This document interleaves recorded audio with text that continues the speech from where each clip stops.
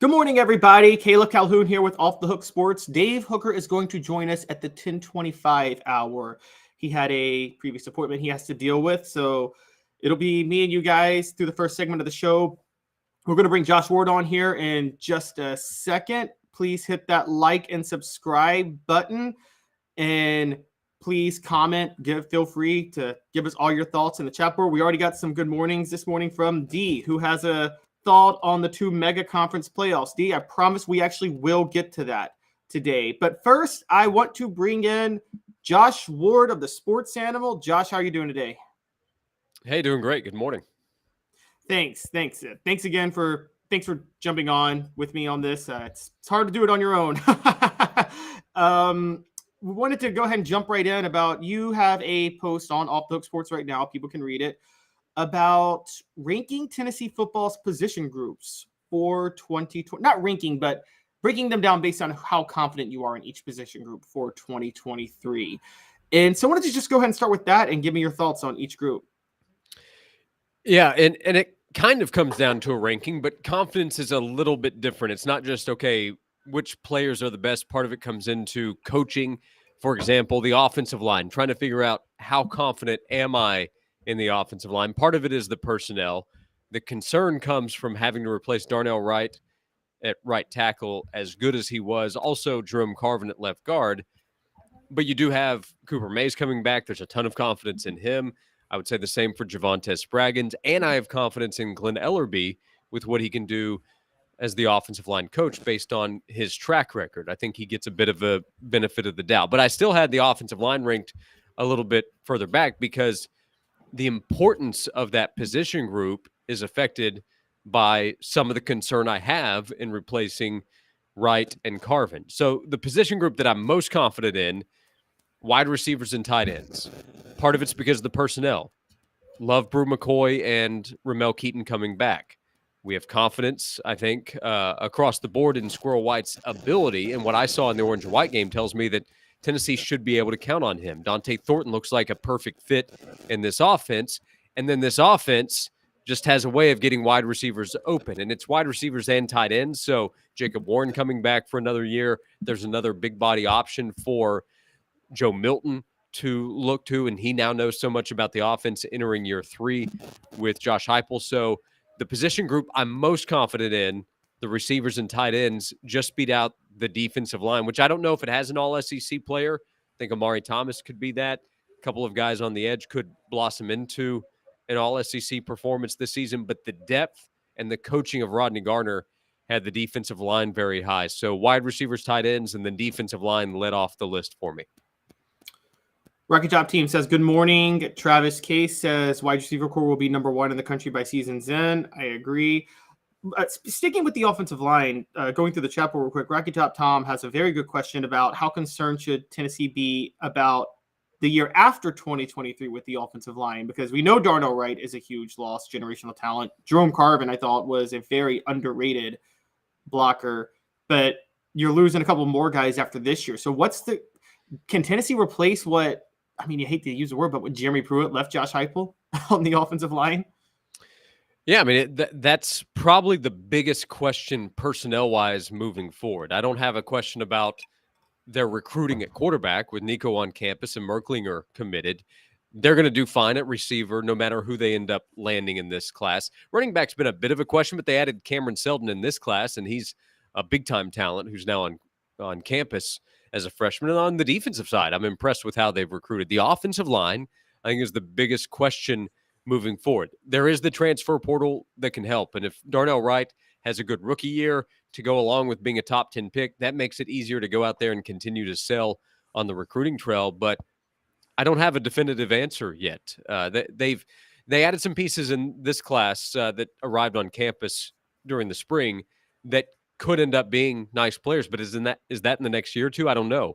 Addison Nichols is a player that we've heard about with his ability and potential, but that's still what it is. It's potential. So I like Glenn Ellerbe a lot as the offensive line coach. I think he's done a really impressive job the last 2 years, and my guess is they will be fine, but running the football and protecting the quarterback is what's going to drive this offense. The skill position players will be fine. They need to make sure they have the right guys up front. It's crazy to think about that you have the defensive line at number 2, Smoky Mountain Red says, and Rodney I trust. One of the reasons I find that intriguing is that everybody has this thought on Josh Heupel's offense and Josh Heupel's system, and obviously defense is kind of a concern in general. But if they can shore up their offensive line, I mean, it's an old school dominate the line of scrimmage to win in the SEC. Tennessee would be in good shape on both sides of the line of scrimmage if they recruited well on the offensive line going forward, wouldn't they?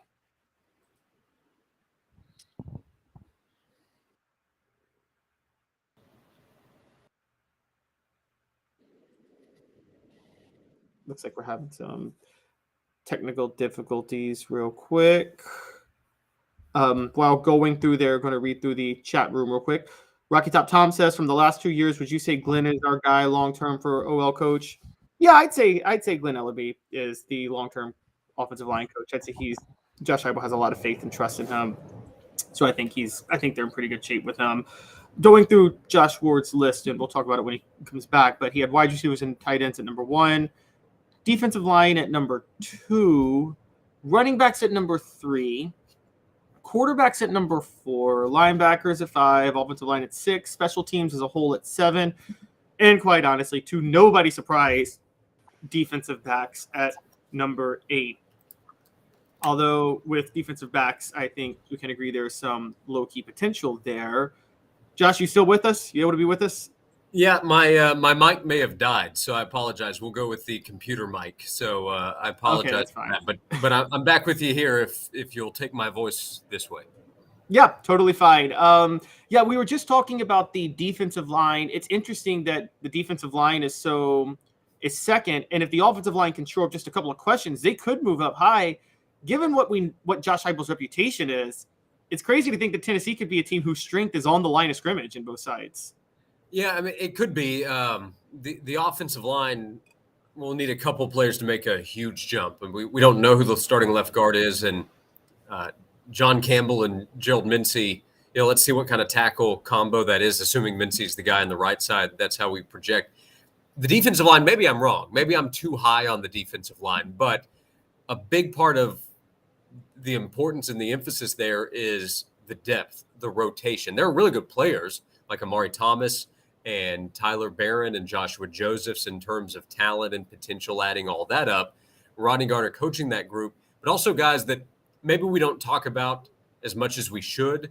Guys like Bryson Eason and Omar Norman Lott, who fans haven't seen yet in a Tennessee uniform. But word from the spring was really good about what Norman Lott's going to be able to add to Tennessee's defensive line. And that's a big part of it. When we've seen Tennessee's defensive line have issues, it was because they didn't have enough guys.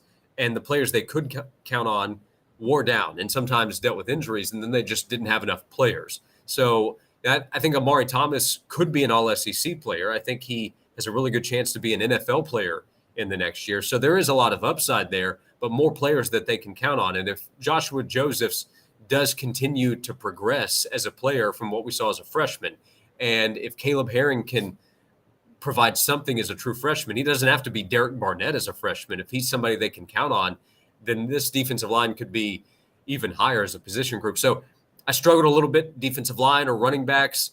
And if I was choosing receivers and running backs as the top 2, part of that's confidence in the offense itself, not just the players. So the defensive line, I do think, has taken a big step forward. And if it plays at a higher level, the defense should be better, which could help Tennessee get back to where it was this past season. Be better? I don't know. 10-2 is so impressive, 11-2 after the bowl game. But to maintain that level and give itself a chance against Alabama, Georgia, and then everybody else, if the defensive line plays like it's capable of at the highest level, it can play with anybody. Going on from the defensive line, you go to the backfield. You have running backs at 3 and quarterbacks at 4. Running backs, it seems like it's the same concept where there's a lot of depth and numbers there, and I'm guessing that's what put them at 3. But are you concerned that even though we've heard talk about Dylan Sampson, there's not that? I know it's a high standard, but the Jamal Lewis type, that's not on this roster, is it? No, I don't think so. I mean, I think the highest upside player is probably Cameron Seldon. I love the speed, the burst that Sampson has, and now he's a guy that we factor in. A year ago, as a true freshman, we heard good things and we saw a little bit of it, but during the season, we also saw that coaches didn't have confidence in him because of pass protection. I think that will be higher this year. Selden has high upside. Small and Jalen Wright have proven that they can play in the SEC. Running the football is so important. I think Tennessee will be effective running the ball. We saw in the Clemson game how important it was with Joe Milton at quarterback. And it's just, we talk so much about the quarterbacks and the passing game and the big plays, and obviously that matters. But Josh Heupel's going to run the ball, and I think he has more players that he can count on now. Remember last August, Tennessee brought in Lynn J. Dixon. That was out of desperation from where they were with their scholarship numbers, and he only lasted a few practices. They're not in that kind of position now. So Tennessee should feel good about the amount of players that they have and will be able to rely on. And I think the ability. Jabari Small is a legit SEC running back. Is he Jamal Lewis, Travis Henry, Arian Foster level? That would be unfair to say. Same for Jalen Wright. But they are good enough to make plays, especially in this offense. And the guys that we haven't seen as much might have the most upside, which can create more excitement. But if they deal with an injury, or if Jalen Wright or Jabari Small are banged up as they have been in the last couple of seasons, maybe Tennessee staff can be more comfortable resting them, getting them back to 100% or close to it, and letting the other guys run the ball. Because I think Jabari and Jalen have had to run through some injury issues over the last couple of years.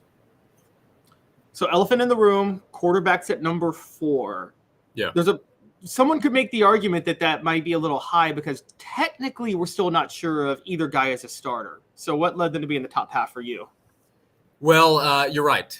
The question is Joe Milton ready? Is Nico ready if he's needed as a true freshman to play? Because this is for this season. This has nothing to do with 2024, 2025. This is for this upcoming fall. My confidence is in what we saw in the Orange Bowl from Joe Milton, what I've heard about how he's worked behind the scenes, his leadership qualities that he has shown, how he handled not being the guy for most of the last 2 seasons, and what he learned from Hendon while Hendon took over the job and excelled in that position. So my confidence is in the ability. If we were going upside, if this were an upside list, which maybe we should do on another occasion, then quarterbacks might be number 1 based on the potential of what each guy can do. But each guy enters with a big question mark, because there is a scenario where Joe doesn't play well enough for this offense to keep pace with what it did the last year and overall the last couple of seasons. But I think the floor is also a lot higher than a lot of people want to recognize with Joe. I mentioned on our radio show earlier this week, sometimes I feel like when people talk about how Joe Milton played at the start of the 2021 season, they talk about him like he was Chargers Ryan Leaf. He wasn't anywhere close to that bad. He had problems, and he had issues overthrowing on deep passage, which, by the way, are low percentage throws for any quarterback, and he needed to be better. Everybody recognizes that. And I know about the end of the Ole Miss game. But his physical ability and this offense raises the floor of what Joe can do, and I have to imagine that's probably the case for Nico. So it's not number 1. Number 4 on this list, I think, is pretty fair for the quarterbacks, considering question marks with other position groups and the ability that this group, the quarterback, still has. A little shocking to me. I guess the most shocking one for me was that you had special teams down at number 7, because I feel like this might be a little more sure. We know about D. Williams, but also Charles Campbell. He's a proven kicker. So what made you put special teams at number 7? Well, proven's an interesting word, because his numbers are good, and there are reasons to believe that Tennessee will be able to rely on him in big spots, but I need to see it. There's a difference in having to hit a big kick against South Carolina in a game that's gone back and forth, or if he has to hit it, let's say Florida keeps it close in the second half and they need a big field goal on the road in Gainesville, is he going to hit it? He has the ability to, but that's a question going in. They have to replace their punter, and Jackson Ross could be just fine, but it's a question for me going in. So having to replace both kickers, until we see it done, I'm going to wonder a little bit. They do have more athletes to help on kick coverage. D. Williams is a very talented punt returner. He showed that off this past year. Part of the issue as well, I have a fair amount of confidence in every position group. Like special teams was just ahead of the defensive backfield. I think the questions there are pretty obvious, but there are reasons to be optimistic too. So I'm not necessarily down on any of these position groups, but somebody had to be ahead of the other. And linebacker compared to special teams, I like the transfer of Keenan Peely. I like the potential of Arion Carter to be able to help right away as a freshman, and Elijah Herring the way that he plays. So to me, they're a little deeper now. But the coaching of special teams under Mike Eckler has been good. So there should be some confidence there. The fact that special teams is as low as it is actually kind of a compliment to what this Tennessee football team can be this fall. Yeah, so you bring up linebacker, and I agree with you with linebacker. I think that they could actually be very good. It's just a little bit of questions of what we haven't seen. Comparing that to defensive back, and no surprise to anybody that they're number 8 or last on the list. But the question becomes, do you think that could have like a little bit of a linebacker factor to it, where there could be some, you got 2 4-star recruits in Jordan Matthews and Ricky Gibson. Heard a lot of good things about both of them. Gabe Judy-Lally transferring, Warren Burrell's back. Do you think defensive back could be, even though it's unproven and it belongs at last spot, could be shockingly better than people think this year? It could. If you are making the case this offseason that, hey, Tennessee's going 10-2 again, and Tennessee's going to have a real shot against Georgia, and Tennessee can go to Tuscaloosa and win this year. If you're making that case that Tennessee's a legit top 10 team, let's say, well, then part of that's probably going to be that the defensive backfield is improved. Danico Slaughter has a chance to be a really quality player for the Vols at corner is where we project right now. The competition has to make whoever's out there playing better. There's probably more confidence in Wesley Walker, and he probably has a better understanding of the secondary. The concern would be of what if the coaches say, you know what, we know what we're getting with the veterans. We're going to stick with them right now, but they haven't actually made that much improvement. At safety, they still have some concerns. They're still struggling in coverage at corner, and some more talented players who might make mistakes, but also might be able to progress and be better players by the end of the season are left on the sidelines. So that's a question I have, and that's a pretty typical question when you're talking about freshmen trying to beat out veterans for playing time. I think often coaches are going to naturally go with the guys that they know and have seen out there first. But the upside, the improved level of talent, and the increased competition should make this defensive backfield better, and it should be improved from where it was a year ago. Before we move on, Smoky Mountain Red says Campbell will be a good ad. Talking about the offensive line, I agree. Rocky Top Tom says, in reference to your mic issues, we'll take the voice of award any way it comes at UT. So even though you are not related to John, right? I will take that compliment for sure every single time. I've been dealing with some sinus issues as well, so I'm not at 100%. So less than 100% microphone and then less 100% Josh is not the equation we're looking for, but we're working through it. We're getting Michael Jordan's flu game here. Travis says high-powered offense will help the OL and all champion teams start in the trenches. Rocky Top Tom says coach inherited a thin roster. We talked a little bit about Cam Selden seeming like a little bit more of a violent runner and deserving of reps. You mentioned him. And Elias Gray predicts Jalen Wright will lead the team in rushing if he stays healthy. I disagree. I think it'll be Dylan Sampson or Jabari Small. Travis Case says he can't remember the last time there were this many quality running backs and receivers on the same team. And also Travis says Rocky Top Tom says he thinks it'd be around the Fulmer years and says, I miss Robert Meacham a lot. Yeah, I think we all miss Robert Meacham. That was a fun. Yeah. Josh, before we go to break, I wanted to switch gears just real quick and talk something a little bit about Tennessee baseball. And I'm going to improvise a little bit because Dave Hooker has just joined. We were going to wait till after the break, but I actually want Dave to jump in with this because I think Dave has You're running the ship like I told Josh 20 years ago. You tell me what to do, and I'm there for you. Caleb, thanks for filling in. Always fun getting that annual checkup with the doctor. Josh, how are you, sir? I'm good. We've been battling through mic issues. My microphone died. I saw that. That happens. It does.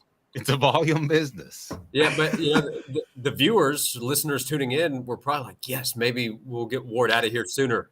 But no, yeah, they're like we don't have to deal with Dave, and we get a little less Ward. This is a perfect day. Yeah, the audience shot up in numbers. I did love your list. People need to check it out on offthehooksports.com. So, Caleb, you were going to do some diamond balls before we get Josh out of here? Yeah, I was going to try to tie something in because it's a throwaway thing I said the other day. But Josh, I'm sure you saw Tennessee baseball being left out of the Super Regionals. I'm sorry, not left out, excuse me, not hosting a Super Regional. My hot take question is, and I've asked John Wilkerson about this, Dave and I spoke about it, it's politicking, right? It's that Southern Miss has a better stadium. Is that it? I mean, maybe. That's the beauty and the absurdity of this is that they don't tell us, and they don't have to. And that is stupid. This is not a complicated process if they don't want it to be. The NCAA basketball tournament is ranked 1 through 68. They tell us ahead of time, this is where the teams are ranked. If they did this with baseball and they told us, here's 1 through 64, here's how they rank, then if they ran into this situation, they could simply say, as long as the two sites can accommodate, well, the one that's ranked higher gets to host. And then we don't have to go through this charade of behind the scenes conversations and trying to figure out, okay, well, this AD's son plays on the team, so how did that factor in? Then I'm wondering, what did the other AD or the other committee members just bow down and say, well, your son sits the bench for that team, so I guess you get to travel to go see him there. Like, what are we doing here? Or you could just say, well, here's the criteria, here's how it works, here's who gets to host, instead of having some secret 10 a.m. announcement the next day. But it created interest. It created outrage, which creates more conversation, which I guess is good for college baseball. But I would say this would be good. Let everybody know how you do things so they don't think you're cheating one team versus the other. That would be my suggestion. Josh, I know where Caleb's going with this because I think Tennessee has some strong politicking power. But isn't this just the way that the NCAA has done things for years? I mean, my fear is that this happens with the college football playoff. It's happened with the NCAA basketball tournament. We've been like, why is that team left out and this team's in? They don't come out and answer any questions. Right. I want it to be true that the committee members, we're told they're getting together and they're going through the process and they're figuring out, okay, here's the bid, here's that bid. What are all the factors that we'll consider? I prefer to believe that they just sit around and play video games and they set their iPhone to go off at 9:55. It's like, oh yeah, 5 minutes. We have to tell everybody where they're going. What do you guys think? And then they just say, Southern Miss. Okay. And they get back to their games and then they play because nothing else makes sense with this organization at this point. They make it complicated for a reason. They keep it secretive for a reason. I don't follow college baseball around the country in great detail. Many who do say it's a toss-up in terms of the resumes for who gets to host, who shouldn't. I feel bad for John Wilkerson and Tennessee media who are not looking forward to traveling to Hattiesburg. I feel bad for Tennessee fans who were looking forward to getting to go to Lindsey Nelson Stadium because that was going to be quite the atmosphere this weekend if Tennessee had hosted. But Tennessee baseball should take the mindset of, they said we couldn't win on the road and we went 3-0 at Clemson.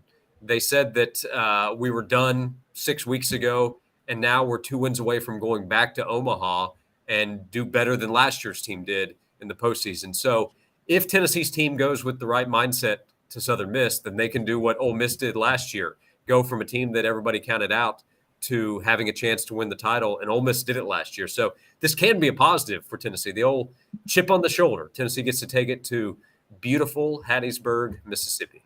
Boy, one of the places in the South I have not been, and I'm not missing it. The Hilton Head of Has Mississippi. anybody here been to Hattiesburg, Mississippi? I've been to Biloxi, not Hattiesburg. Yeah, I've lost money in Biloxi before at the casino.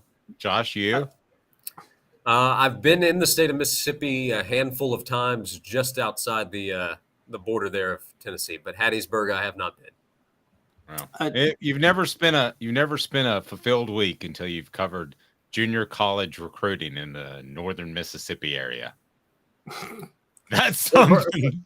For Tennessee fans who are going there, just make sure to hold on to your wallet real tight, allegedly, if you run into Brett Favre trying to take in the Ouch. Ouch. Brett Favre gets shots all the time. All right, Caleb. So how can politicking help Tennessee? We discussed this in our 3:30 a.m. production meeting. I don't really remember exactly what you said because it was so early.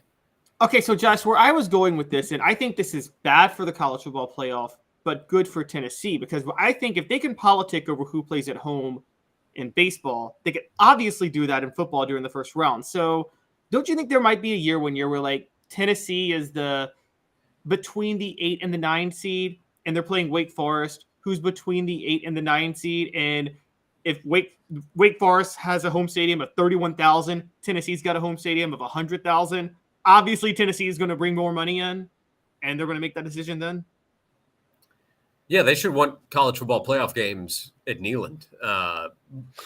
The Dumbos, though, running the sport for so long have just thought, well, let's go to all these neutral sites and let's avoid the beauty of the college football campuses. So trusting them to make good decisions is still a risk. But it should just, I mean, hopefully with the football side, it will come down to who's ranked higher. I guess if you want to talk about the politicking of who gets which seed to then host, because there is that problem as well. But yes, college football should want Tennessee, Knoxville, Neyland Stadium to be a home site anytime possible in college football. College Game Day decided Knoxville was a great place to go twice last fall. So Knoxville should be very attractive in the college football world, assuming Tennessee football can stay where it is or go a little bit higher to be one of those playoff teams. Because in the 12-team format, of course, last year, Tennessee would have been one of those teams in. It's an interesting point that I'd never really thought about. Just blow up bowls and playoff destinations altogether and have them all on campus except for one mega bowl. Well, why would you want to go to Knoxville and Gainesville and Tuscaloosa and Madison and Columbus when you can go to stale bowl sites that fans aren't particularly excited about and the executives can rake in extra cash to bring them there thanks to the sponsors? Why would you choose the exciting atmosphere of college sites, the college sites that have made the sport what it is over more than 100 years? You're telling me Shreveport's not more prestigious than Knoxville? Sorry. Josh, literally every bowl game that I have covered, this discussion has happened. So what brings you to town? Oh, well, I'm covering the bowl game. Oh, really? Who's playing? That happens every single. Would that ever happen in Knoxville, Tuscaloosa, Athens, or anywhere else? When you go to Baton Rouge and you say, looking forward to the football game this weekend, typically they say, what football game? Who's playing? Yeah, in Baton Rouge. Yeah, so Shreveport or Baton Rouge, which is the more exciting atmospheric location for college football? It's tough to say. All right, Josh, I'll let you go with this. I posted this on Twitter, and it caused quite the hullabaloo. Most underrated fruit is, I go pear. Pear is the answer. Yes. Pear's very good. Mango for sure, too, though, belongs in this conversation. It's like a B12 shot. Yeah, that's pretty high rated, though, for me. I'm a big mango guy. Bad for your blood sugar, though, I found. Is that right? Pears are terrific. Never brought up in the conversation. Funny shape. Yeah, there's so many things to brag about with the pear. Yeah. Now, I don't like my women like a pear, but I like my fruit like a pear. You can pair it with a number of different foods, too, to make a high-quality snack. You can pair it with a number of different foods. Yeah, you both. Yeah. So use those jokes. You both really have a pair. All right. So the raspberry. Raspberry is pretty underrated. Both the raspberry and the blackberry. Raspberry is underrated. I'll give Travis that. He mentioned that on the Twitter last night. So fill us in with. Let me go after this. Favorite berry? Eric? You beat me to it. Okay. I'm still Halle, but Okay. Halle Berry's pretty good. What was that movie? Swordfish? Whatever it was. That's pretty strong. Yes. All right, Josh. People can follow your work, your writing, which is fantastic, on the website called offthugsports.com, which we celebrated our 1-year anniversary. I didn't even realize it 2 days ago. And you can check out Josh on the Sports Animal from noon to 3. He is fantastic. Throws high, hot heat daily from noon to 3. Thank you, Josh. You got it. Thanks, guys. Thanks, man. Josh Ward, the Sports Animal. He is fantastic. So check him out. Thank you, Caleb, for filling in. You never can go just get a quick checkup with the doctor's appointment. It always takes longer than that, but I'm good. So here we go. Most underrated fruit. We ask you that question, but more importantly, more pressing, coming up, I want to talk about something that's been interesting to me, and that is the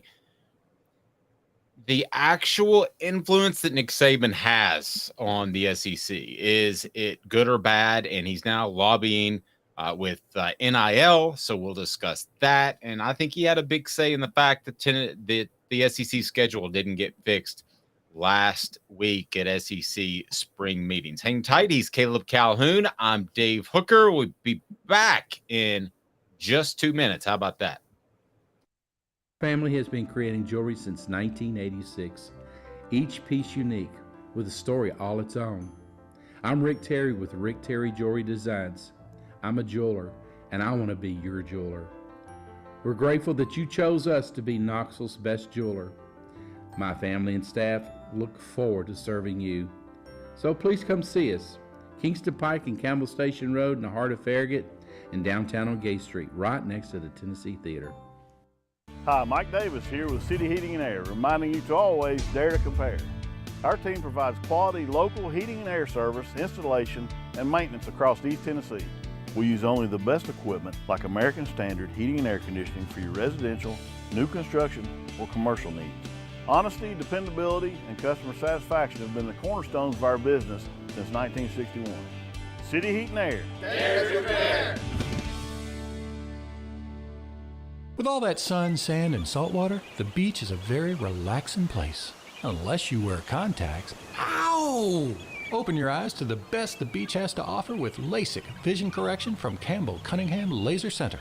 Do you want to own the more that owns every job? Then get to Vassey Lawn and Garden in Cleveland and get you a Toro. I'm David Vassey, here to talk to you about Toro. With a Toro Zero Turn, you'll get more out of every minute and you'll reach the finish line faster. At Vassey's, we like to say, no matter if you're mowing 3 acres a week or 11 lawns a day, homeowners and business owners alike find confidence in equipment they can trust from top to bottom. Vassey Lawn and Garden, Highway 60 North in Cleveland. Man alive, it's worth the drive. These mountains hold and defend a spirit far better than moonshine. A drink that holds flavor, that becomes necessity. A hard cider made and relished by folk who are as hearty as they are legend. A refreshment that can only be found in one place. With a taste that makes you say, give me 3 bottles of the good stuff. Tennessee Cider Company, where necessity can be found. Objective coverage. Hey, that's new. If we get caught, we're going to jail. The Dave Hooker Show, a presentation of Off the Hook Sports.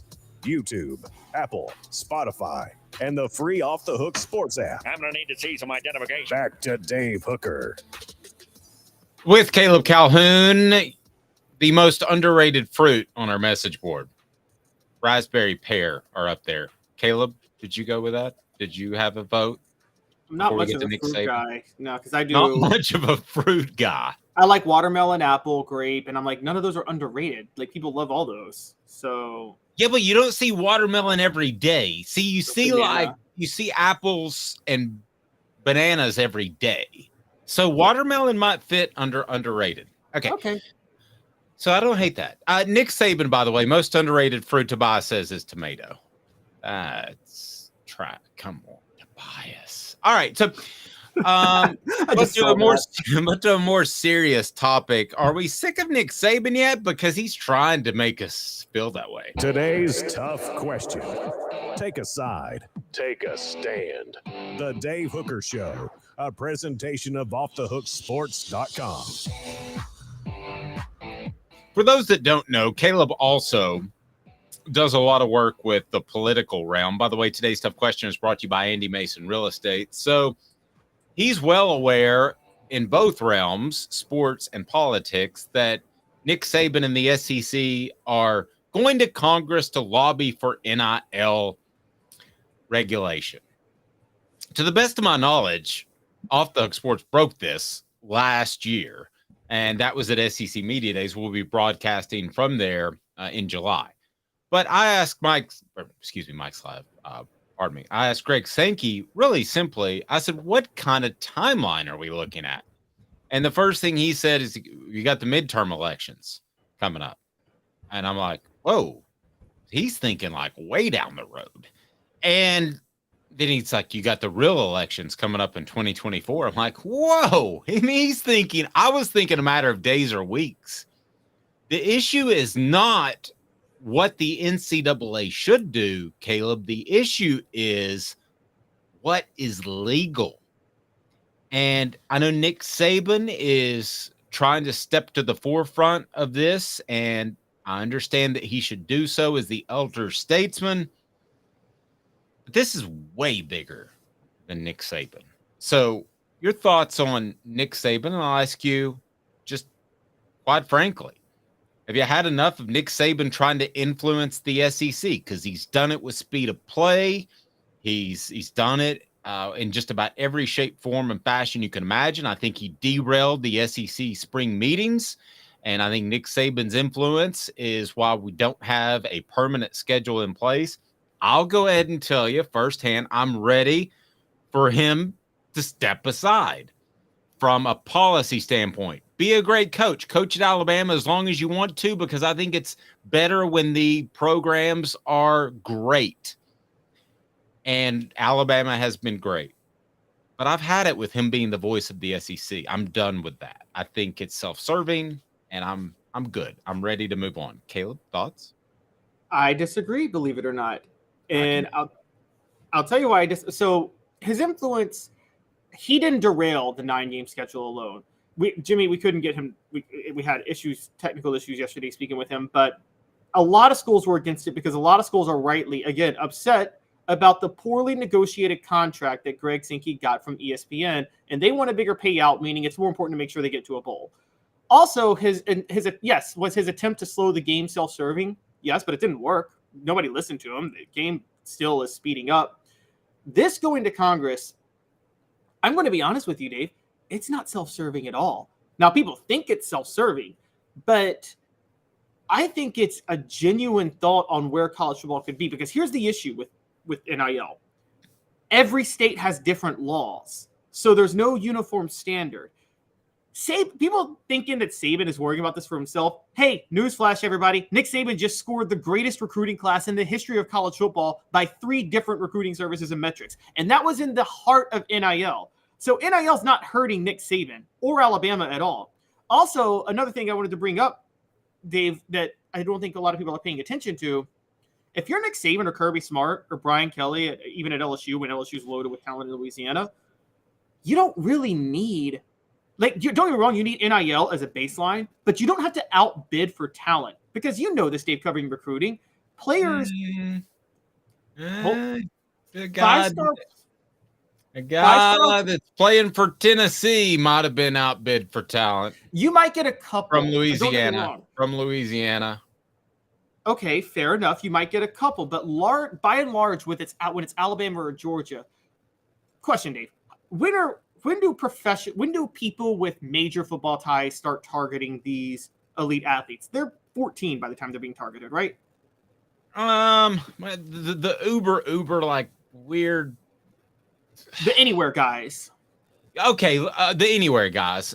Okay, like the Arch Mannings of the world. Yeah, everybody knows who he is the day he's born, but mostly they don't start to get targeted until probably 8th grade, freshman.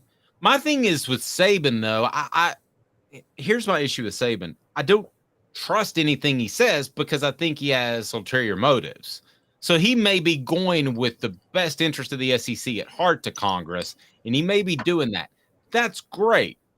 But I don't think he's done that necessarily on his other decisions, so I'm just ready to move on. I'm not ripping him. I'm not questioning his intentions. I'm just ready for this to move on.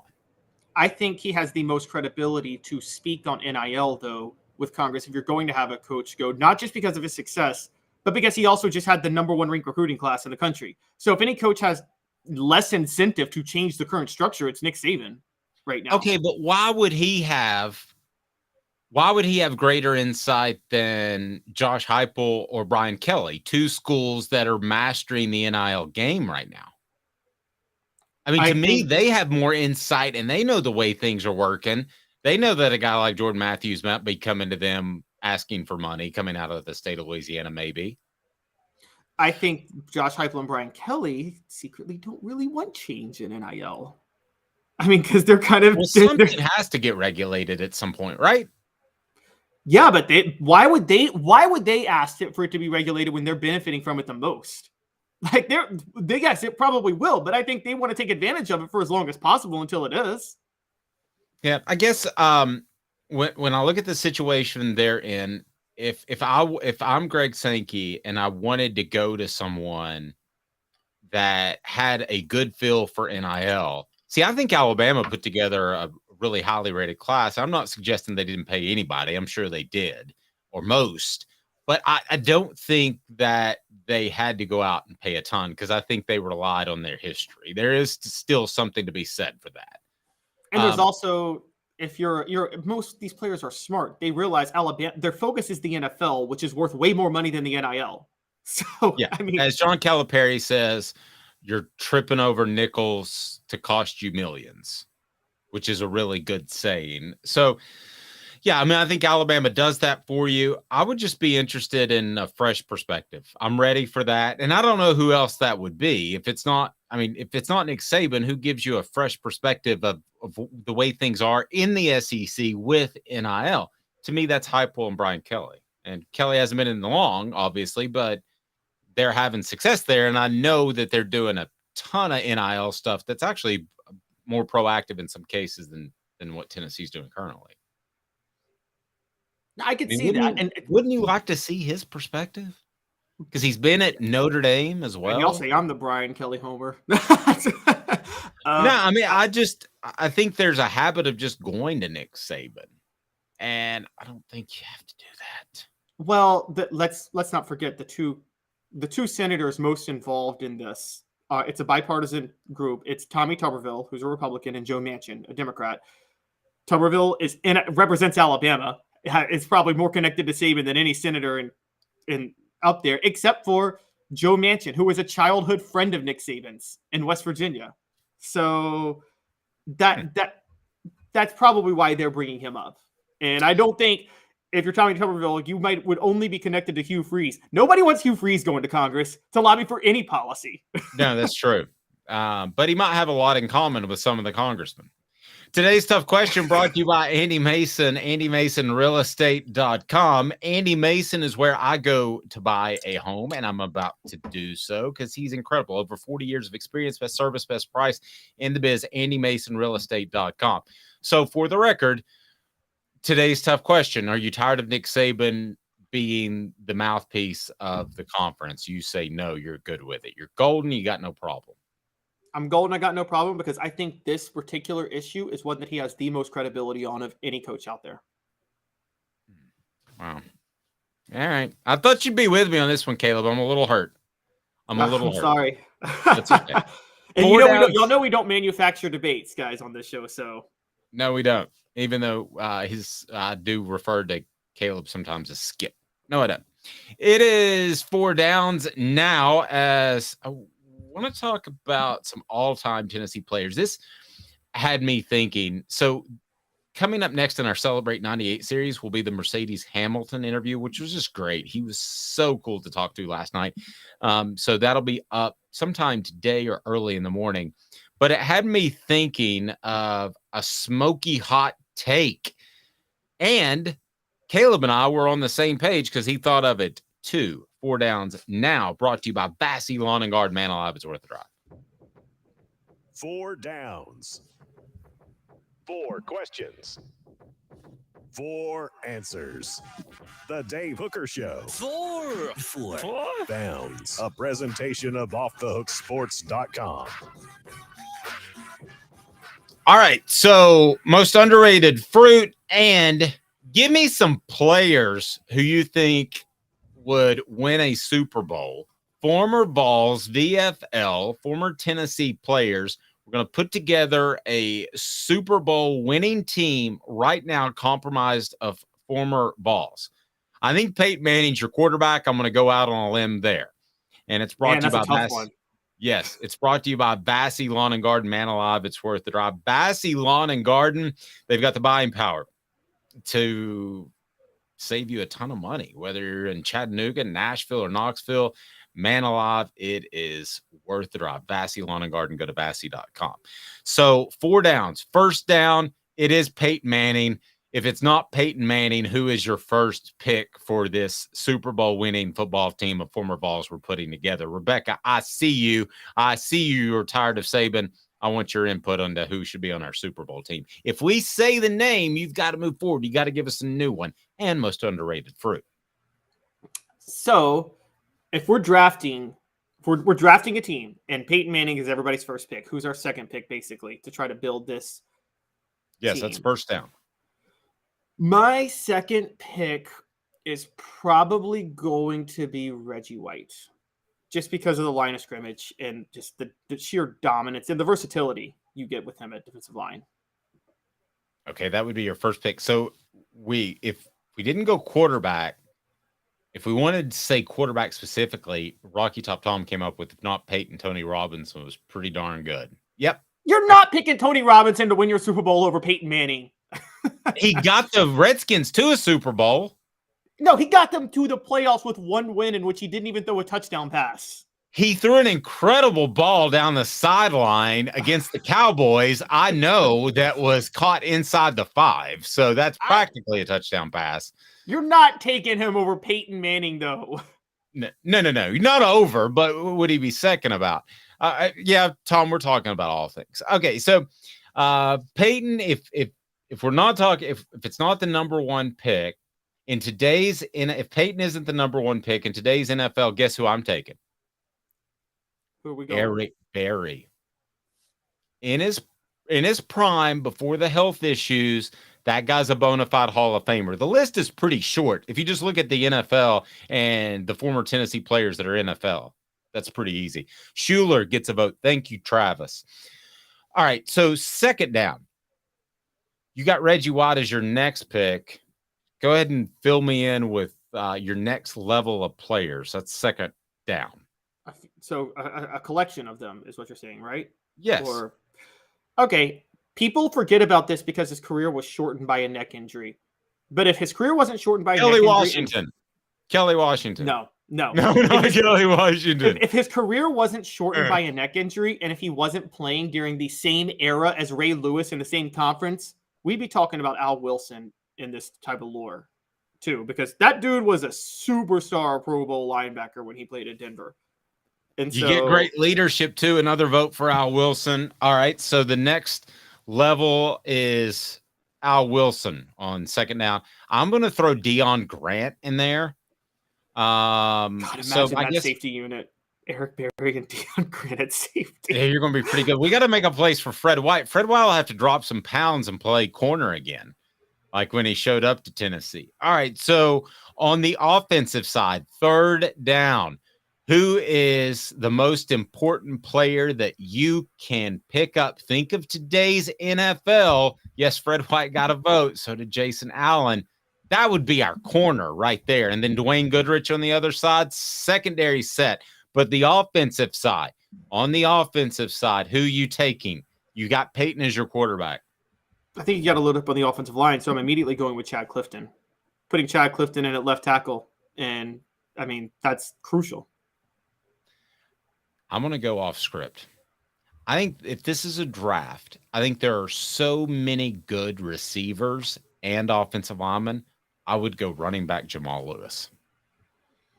Jamal Lewis would be an intriguing one. I mean, I can't knock that, obviously. So we were talking with Mercedes Hamilton and Fred last night, and it was Travis Henry was very good. You knew you were going to have to bring it, but the thing was Jamal could shake you, and then suddenly you're not you're tackling air. So I think a special tailback, even though in today's NFL there are no special tailbacks, I'm going to go in that regard. Who else on the offensive line would you take? Scott Wells at center, Trey Smith at guard. I mean, those three, Chad Clifton, Scott Wells, Trey Smith, and also Trey T. He played tackle for a decent amount of time in the NFL. And yep. I think I've got a pretty filled out offensive line at that point. I think I can win a Super Bowl with those guys. I think you're good. Travis says Lewis, Cobb, and Henry is my backfield. Wow. And we have to leave out Chuck Webb, Smoky Mountain Red, Leonard Little, Constantine Ritzman. We need to start a tradition like I had when I was doing terrestrial radio, and that is Constantine Ritzman's name is mentioned during every single show. We did that for roughly 2 years. Constantine Ritzman. Well, I saw it on it's great Smoky Mountain Red mentioned Leonard Little because, Tennessee was wide receiver U, and I always felt they should have been defensive line U. Because in 2003, Leonard Little was second in the NFL in sacks. John Henderson and Albert Haynesworth were both Pro Bowlers. Just imagine those three playing together on one defensive line in the NFL, much less college. That leads me to third down. You've already taken Reggie White. Who are you taking next? No, I already told you, Chad Clifton. No, in the defensive line. Sorry. Oh, on the defensive line. Sorry, excuse me. Okay, after Reggie White and after Al Wilson, because we've mentioned Al Wilson, Dale Carter. That's my lockdown cornerback. No, I like that, but defensive line. Who you got to go along? Oh, defensive line. Oh, okay. All right, I've already taken. All right, at that I'm taking Albert Haynesworth. For all of his issues, Albert Haynesworth and Reggie White together. I think Reggie White could keep Albert Haynesworth in line. Yep. Crazy good sting. There's not a lot of people that have walked the face of the earth with that kind of fast twitch ability at that size. We need to have him on. He's doing something with Don King. Darwin Walker gets I like that. I also you can't like because would you really start Darwin Walker over Henderson and Haynesworth though? No. So my question to you is, that is depth. Here's the question, Dave. Could you win a Super Bowl? Pick a year when a bunch of Tennessee players were playing. Could you win a Super Bowl with just Tennessee players in a certain year? And my bet is 2003, you could. Wait, the 2003 NFL season. Take former Vols who were in the NFL in 2003, and I bet you I could win a Super Bowl with them. You ready for this rundown? Yeah, but first, fourth down, give me your two receivers you would take, because that's an interesting debate. Okay, my two receivers would be Stanley Morgan, the best NFL receiver who ever played at Tennessee, if you really go through the numbers. And then on the other side, I would probably go Carl Pickens. I would go Carl Pickens and Alvin Harper. And the reason the I 1990 receiving core. Yeah, pretty much. And the reason I would go Harper, stretch the field just like the Dallas Cowboys did in 1992. He got sick of run and go routes. They were like, he just run and go. That's basically what he did. All right. So you think 2003 that there's a team you could put together that current Vols who were yes, in the current NFL, I could Vols who were in the NFL during that time. If I could get them all in their prime, I could have won a Super Bowl. And just actually, what does your team look like? I'm gonna move it up 1 year. I'm gonna move it up to 2004. Okay, I need to move it up to 2004. So I'm gonna move it up to 2004. Here's my team: Peyton Manning's my quarterback. Jamal Lewis is my running back. For those who don't know, in 2003, Peyton Manning was co-MVP and Jamal Lewis was a 2,000-yard rusher. I'm good at backfield with those two. Jason Witten is my tight end. My offensive line is Chad Clifton, Scott Wells, Trey Teague. I think I could find two more linemen in the NFL during that time. I think Fred Weary I could plug in at guard, and I could get another guy. On the defense, I could have John Henderson and Albert Haynesworth in the middle, Leonard Little and Sean Ellis on the ends. I'm good on defense on the line. Yeah, you're good. At linebacker, I could get Al Wilson at middle linebacker, who was a superstar during this time. Raynoch Thompson was a regular everyday starter during this time. And Dominic Stevenson and Eric Westmoreland both had some NFL experience at this point. I could get either of them. And I can roll with that. Yeah. Who's your tight end? I assume it's Jason Witten, right? Jason Witten. Yeah. Because it should have been David Martin, but he wouldn't move to tight end and stayed at wide receiver at Tennessee. But anyway, that's another story. That is another story. Now, receiver would be a little tricky. In 2004, my receivers would be Peerless Price would be one receiver because he was starting in the NFL. The second receiver would be a little bit difficult. Even though Tennessee was wide receiver U, they weren't really loaded with NFL receivers. I'd probably have to go Kelly Washington or Dante Stallworth for my other receiver during that time. Now, the secondary is where it gets intriguing. Jabril Wilson and Deion Grant are my safeties. I got safety locked up at that point. Jabari Greer would be my cornerback. I need another cornerback. Wait, that's why I'm struggling. Okay, that's pre-Barry. All right, sorry, go ahead. Yeah, Jabari Greer would be my cornerback. I need another cornerback, and that's my only issue is I need a cornerback, but I think I can find somebody. But I'm telling you, I think I got a Super Bowl team with this. No, I think you're pretty good. Rocky Top Tom said, can we have the same conversation in the context of Golden Age football? Yes. Caleb, we need to do that very, very soon. David Leverton is our punter. There's no question about it. Thank you, Smoky Mr. Mountain Red. Penn, the most accurate punter ever. I still can't believe that was more than luck that he always did that. Well, he'll tell you that his most incredible play was tackling Peter Warwick in the national championship game. That's what he was most proud of. Do you remember how isolated they were? It was just him and Peter Warwick, and it's like, man, David's about to get burnt. Scorched. I need to go back and watch that. I don't even remember Yeah, that. he makes the tackle in open field. He's the last dude. Bad day for Peter Warwick.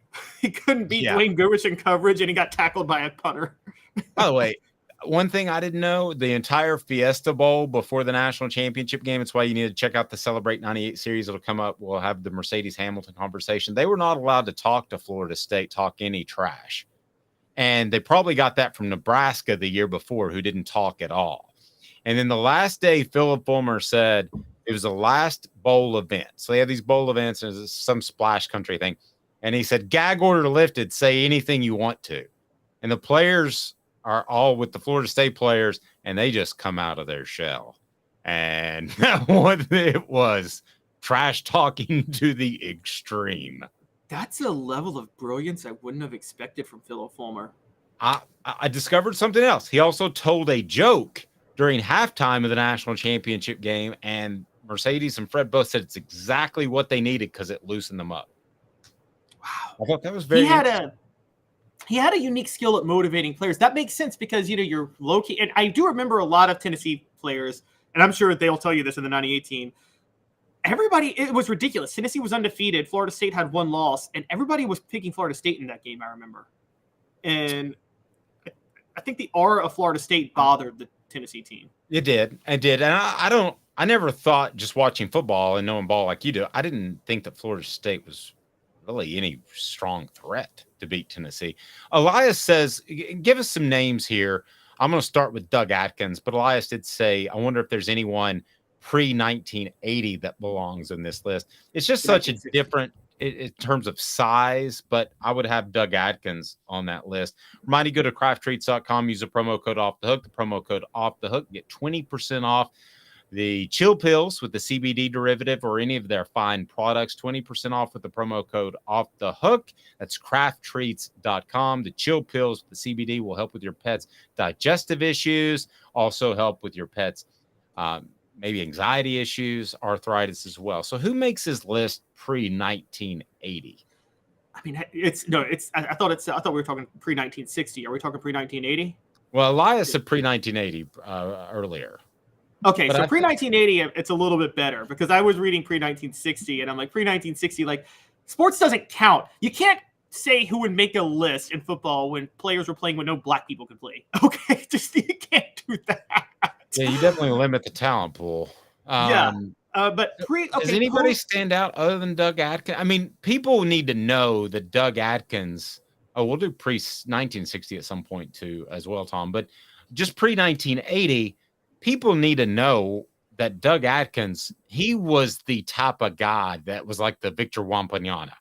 I mean, he was the just generational talent that was the biggest guy on the defensive line, but would jump over offensive linemen. I mean, it literally was that insane. And in a radio interview, he cursed like there's no tomorrow. So I think a couple of guys from the Dickey era. I do think Steve DeLong, the first Outland Trophy winner in Tennessee history, could get there. I think Bob Johnson, the center from that time, could get there. And they could both play because they played during the 60s and 70s. And I think that was a time where you can make it. But pre-1960, it's Doug Atkins. Honestly, pre-1980. Pre-1980 and pre-1960, although Stanley Morgan was pre-1980, I think he could do it too. But pre-1960, it's Doug Atkins and nobody else. It's just Doug Atkins. Because Doug Atkins is like one of the few players who can play it in any era. And for people who want to be biased to eras, guys, Johnny Majors was a single wing tailback. And the single wing was all about running the ball. And Johnny Majors may have been, 175, $160, something like that. Yeah, and he wasn't big. Yeah, you guys think a guy who's 160 pounds could be a tailback in today's college football or NFL? No. No, that's Josh Ward running around is what that is.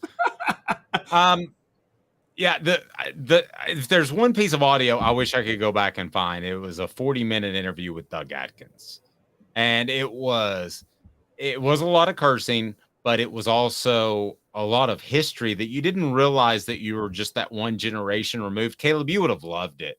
I remember he would say things like, so I went up to George Hallis and I said, you bleepity bleep, son of a bleep, you bleepity bleep this. Okay. You said that to George Hallis? And he used to, and in Wrigley Field, he used to shoot pigeons with his rifle before games out of the rafters. That is epic. That's so hilarious. Oh my gosh. What do you do to get right before the game? I go out with a firearm in the stands and take out some birds. John Morant would have loved him. 2 minutes of preview of a Big Ten team we want to get into. Yes, Alice did almost lose control of. By the way, I'm a sports historian who also, with the exception of baseball, who doesn't like thinking players from different eras could play in this era. The whole Russell Chamberlain talk, guys, Bill Russell would not start or be on any NBA roster today. I'm sorry, he wouldn't. There's not one NBA team that he would be good enough to be on. You're on such a good roll. 2 minutes, a team that's getting an awful lot of preseason love. Is it deserved? Stay tuned. He's Caleb Calhoun. I'm Dave Hooker. To own the more that owns every job, then get to Vassy Lawn and Garden in Cleveland and get you a Toro. I'm David Vassy, here to talk to you about Toro.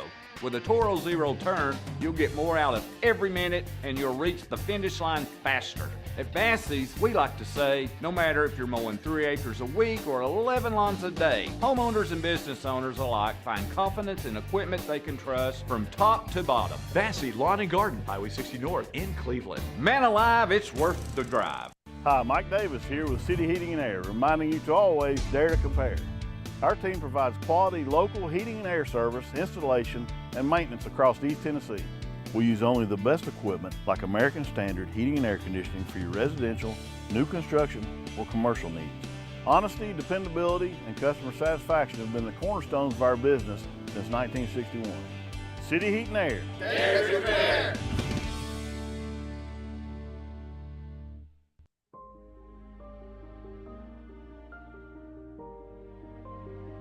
Our family has been creating one-of-a-kind pieces of jewelry in West Knoxville since 1986. Each piece is a combination of unique processes that bring your idea to life. Every day in our shop, a truly special item with a story all its own is being manufactured in our facility, bringing the history and family sentiment into a whole new generation of life. We're grateful that you chose us to be Knoxville's best jeweler, a title that we value and respect. Because to me, being a jeweler and owning a jewelry store are not the same thing. I'm Rick Terry. I'm a jeweler, and we want to be your jeweler. Kingston Pike and Campbell Station Road in the heart of Farragut, and downtown on Gay Street right next to the Tennessee Theater. With all that sun, sand, and salt water, the beach is a very relaxing place. Unless you wear contacts. Ow! Open your eyes to the best the beach has to offer with LASIK vision correction from Campbell Cunningham Laser Center. Ah. Objective coverage. Hey, that's new. If we get caught, we're going to jail. The Dave Hooker Show, a presentation of Off the Hook Sports. YouTube, Apple, Spotify, and the free Off the Hook Sports app. I'm going to need to see some identification. Back to Dave Hooker. Johnny Majors drawing comparisons to Emmitt Smith on our message board. I'm not sure I'm willing to go quite that far. What? Johnny Majors couldn't make it in the NFL when he was playing. Okay, and y'all think he would have made it in the NFL 30 years later? Well, I mean, he played in a different position. Could he have been a Squirrel White with 20 more pounds? You think he had Squirrel White speed? I'm talking relative to his time. No, they didn't. He couldn't have a spot. He went straight into coaching because I think he gave Canada a shot for a year. And then he had to go into coaching. He couldn't make it back then. How could you make it now if you couldn't make it back then? Interesting. Well, I thought it was a good comparison. I liked it. Any comparison that Cowboy gets you a shout out. I love it, Rocky Top Tom. As And a Cowboy fan, you should feel disrespected by that. I don't.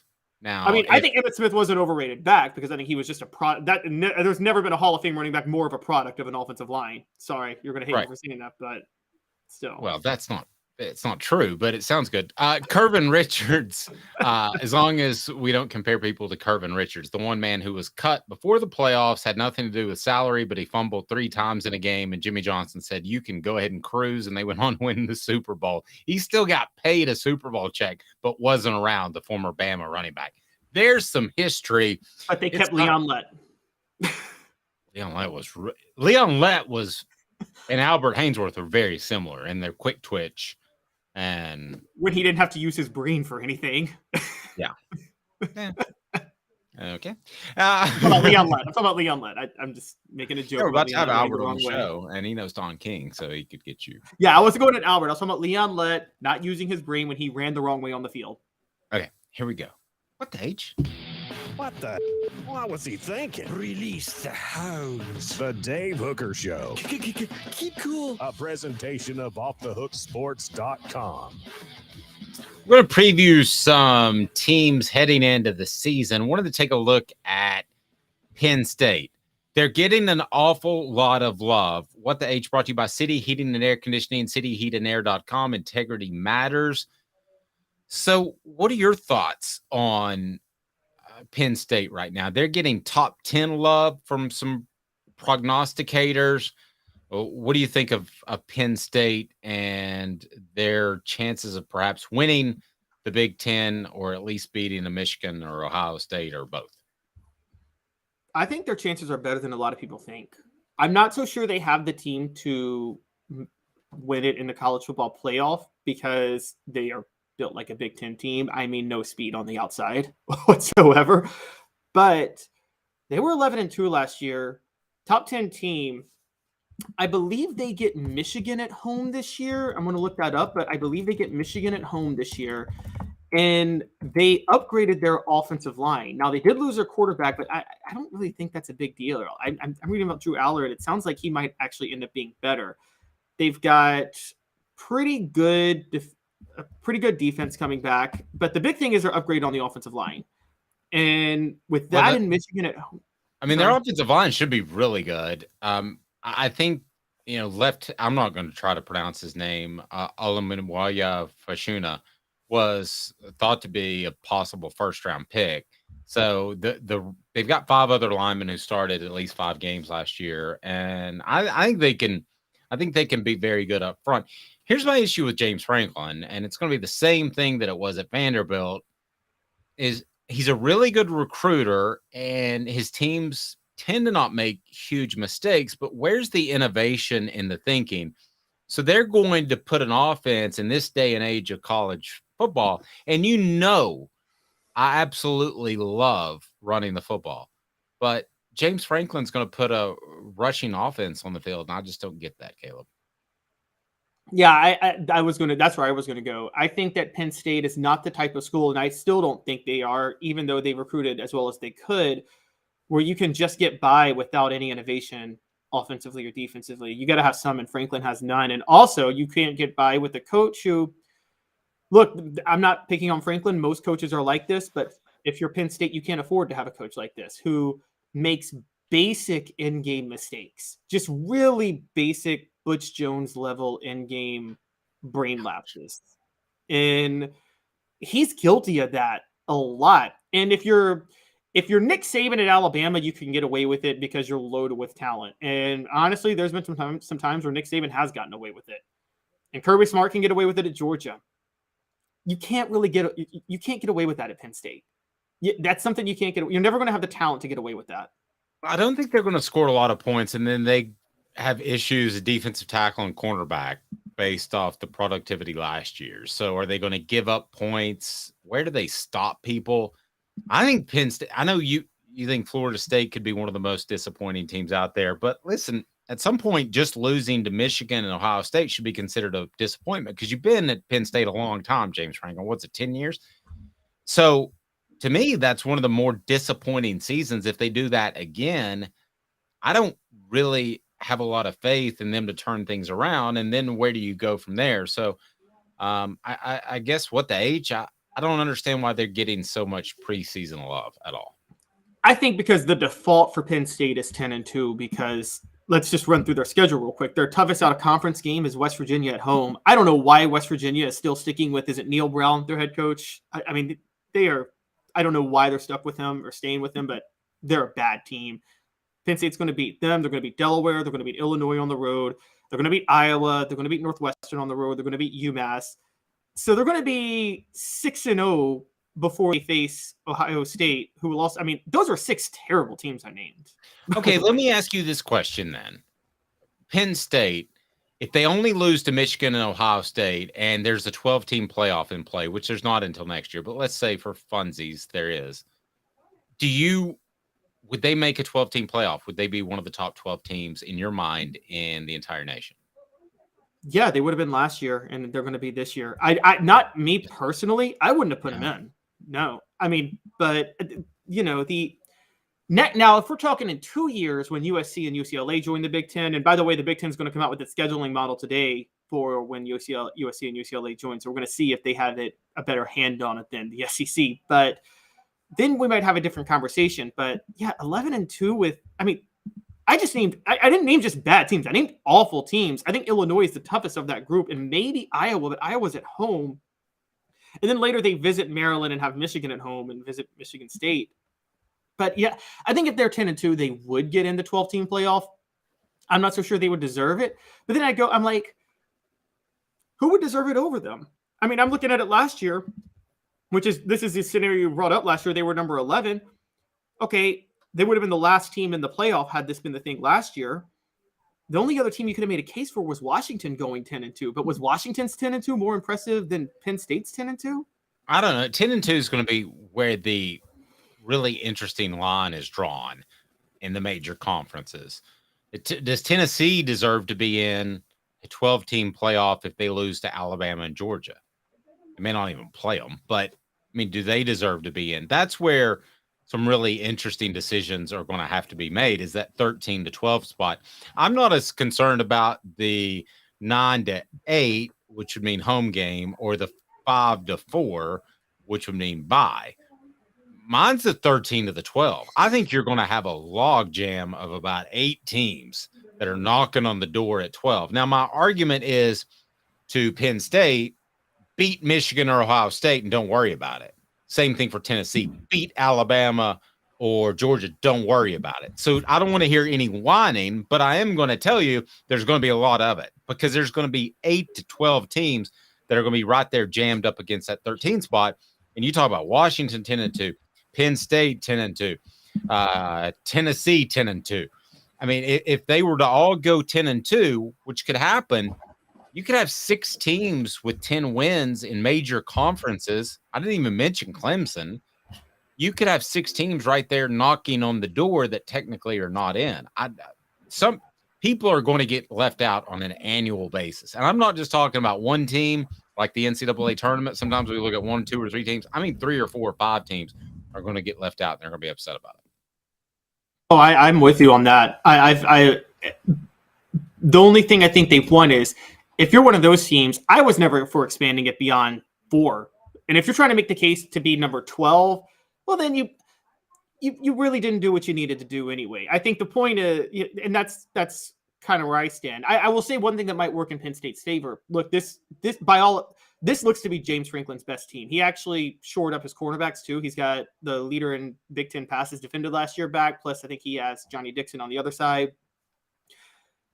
When you combine that, plus the fact that I think Ohio State also has a guy who is not the best in-game coach running their program right now, despite their talent, and Penn State, and then Michigan is just – Michigan's like Penn State, and we'll talk about them probably another point later this month, but they're limited on their athletes on the outside. So Penn State playing Michigan at home, that in November, that's a big boost for Penn State. Agreed. He is Caleb Calhoun. I'm Dave Hooker. We'll see you Friday, Football Friday, with Fred Mercedes Hamilton, former Tennessee offensive lineman. The Celebrate 98 series brought to you by Tennessee Cider Company drops Today, he's Caleb Calhoun. I'm Dave Hooker. We'll talk to you soon. Have a fantastic day, morning, evening, afternoon, whenever